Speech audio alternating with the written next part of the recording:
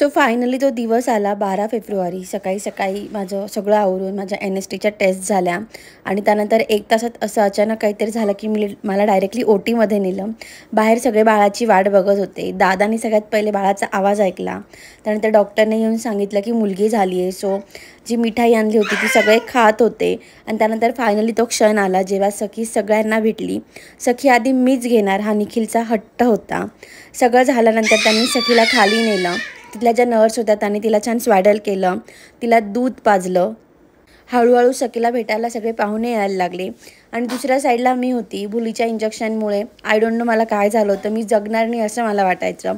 So आई, पप्पा, निखिल आणि बाळ आणि गौरी माझ्या आजूबाजूला असावे असं मला वाटत होतं. त्यानंतर फायनली मला बाळाला भेटायला आणलं. त्यानंतर मला खाली नेलं. सगळं झाल्यानंतर संध्याकाळी आम्ही छान ग्रुप फोटो काढले आणि असा संपला आमच्या आयुष्यातील सगळ्यात सुंदर दिवस. थँक्यू.